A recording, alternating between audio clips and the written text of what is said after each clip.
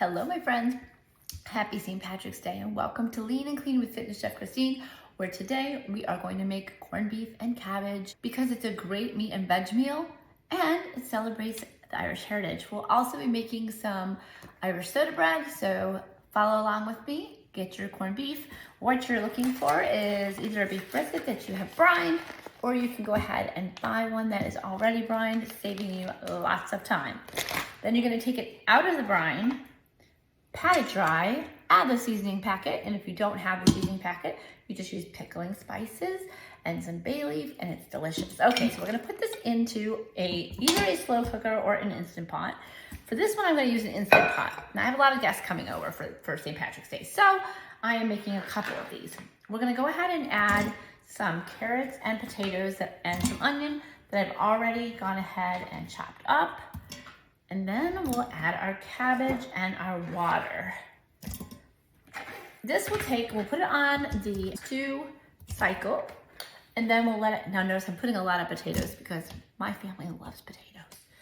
And we're gonna let this cook. It takes about an hour and a half of actual cook time, not counting the time it takes to go ahead and come to pressurize. Then once that's done, we're gonna take it out and reserve the vegetables, put those on a platter, keep them nice and warm. And then we're gonna put them either into 450 degrees oven with the corned beef or in an air fryer to crisp up the outside and make it even better. All right, let me go grab that cabbage. All right, so I've got my cabbage. Here it is, looking green and delicious. Some people don't like cabbage. I am a lover of cabbage. I love cabbage salads, I like roasted cabbage, I like braised cabbage. Pretty much any which way I like cabbage. But if you're not a lover of cabbage, you can absolutely leave it out or substitute it with sauerkraut, which gives it obviously the extra goodness for your gut. And I'm all about good gut health. Okay, we're just gonna go ahead and slice that in half, so give it a good whack. And then once we've got that, we can go ahead and see where the core is and cut that out. So just gonna make a diagonal cut down, take out that core, just pop that right out, just like that. And then we're gonna cut up some nice chunks of cabbage. Now you wanna be mindful that it actually cooks in the time that it's in there. And the worst case scenario is that you take it out and you need extra time, no big deal. You just run it for another cycle, not a problem at all. Or you let it go in the slow cooker mode. Okay, so that's enough. That's a half of cabbage, and I'll leave the other half for the other corned beef. Now the important part, we put water to cover the meat. It doesn't have to cover all the vegetables, but it definitely has to cover that meat.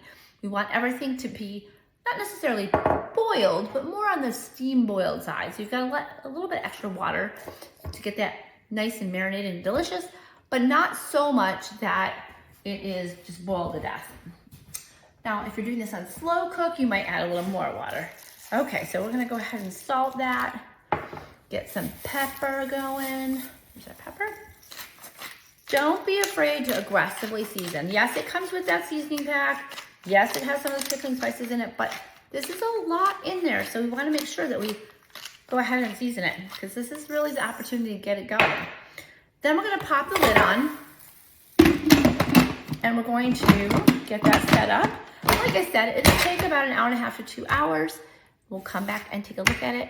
In the meantime, I'll be right back. I'm gonna clean up this mess and then we'll make our Irish soda bread.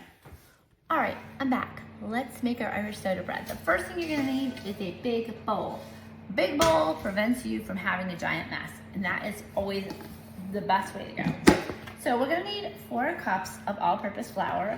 I always use King Arthur, unbleached, unbromated, it's the best.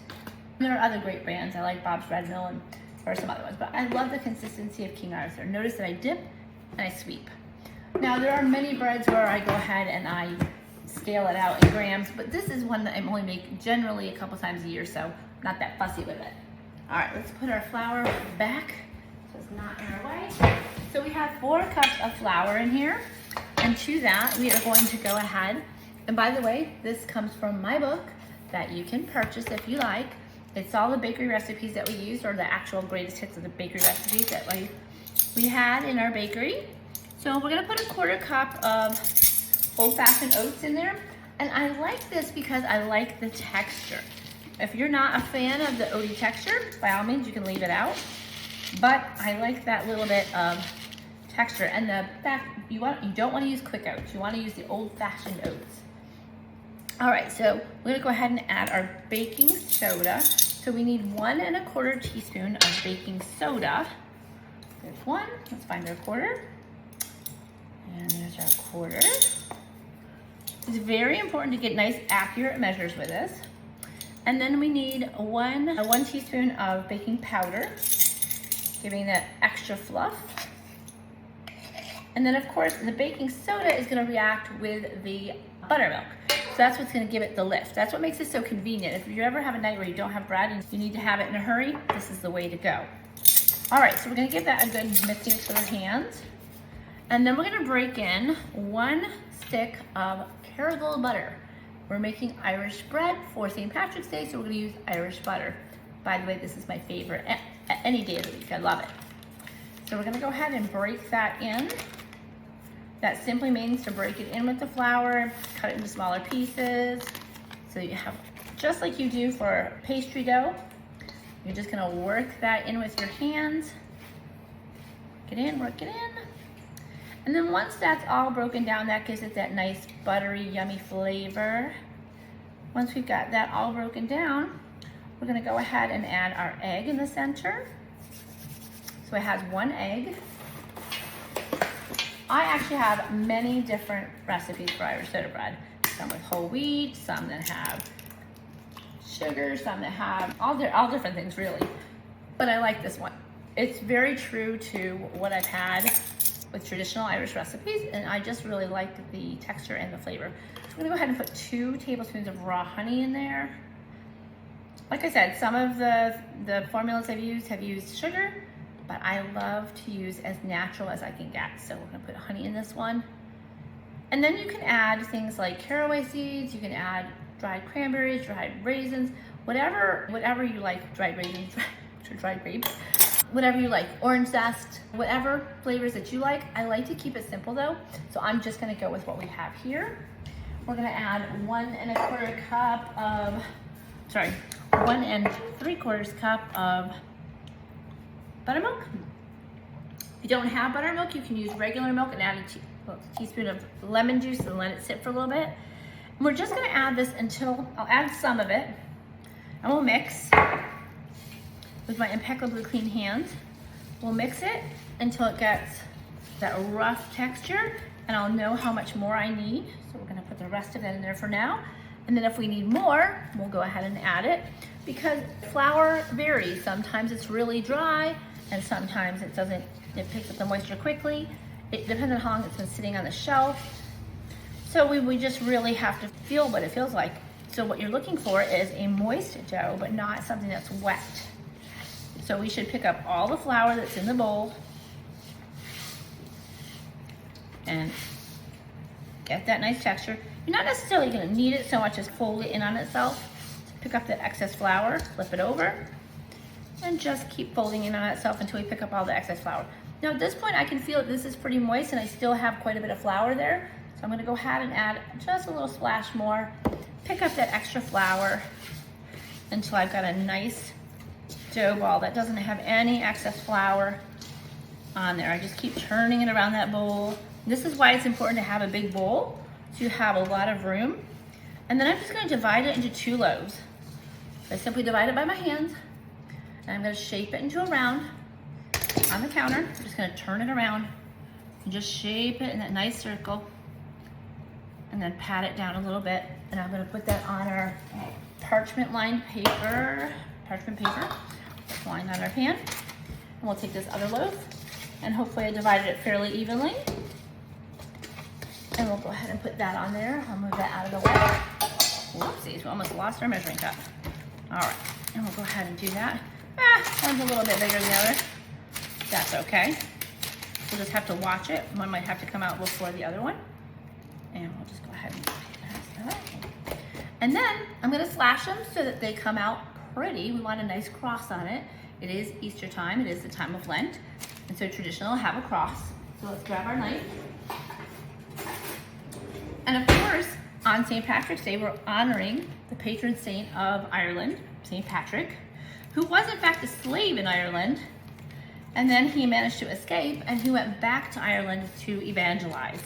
So he is definitely somebody who did some good work there. All right. Now at this point, you could put an egg wash on there if you want it nice and shiny.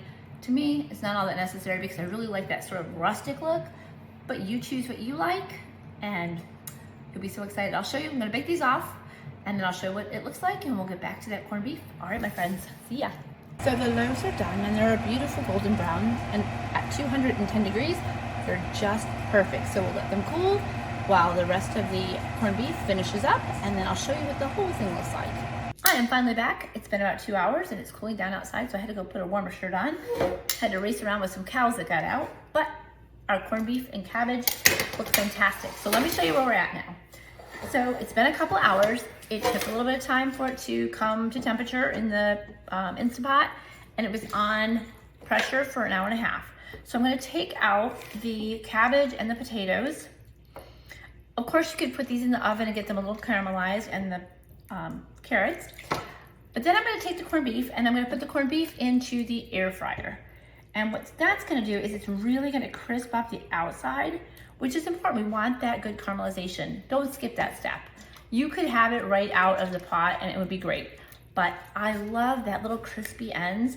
If you've ever had traditional corned beef hash, you've got those little crispy bits, those are the best. So take the time and do that while I fish out all these vegetables. And of course, while you're doing all of this prep, remember the reason for St. Patrick, right? We were talking about him being a great evangelizer and going back to Ireland to minister to the people.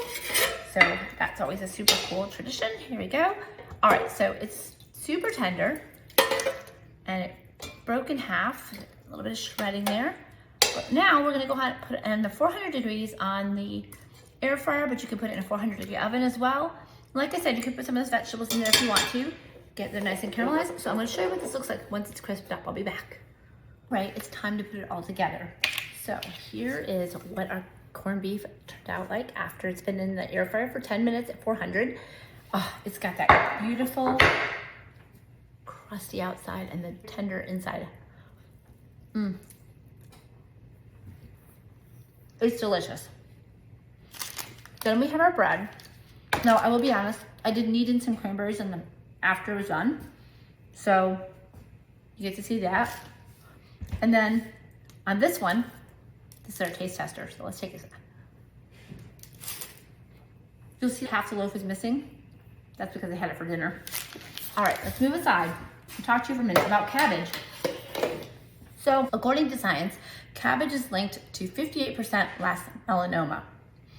So in an observational study from Europe, people eating, I can never say this, so bear with me, cruciferous vegetables more than 3 times weekly had an amazing 58% reduction in melanoma. But cabbage has a special advantage because it has 2 powerful anti-cancer compounds, indole carbinol and AITC, which have been both found to be helpful with melanoma cells in labs. All right, my friends, have a great day. I am praying for you that your Lent is going fantastic. I wish you all the love in the world. I am here to help you if you need me. Please feel free to reach out, Noel, Health Coach, and I will see you next time. Have a great day.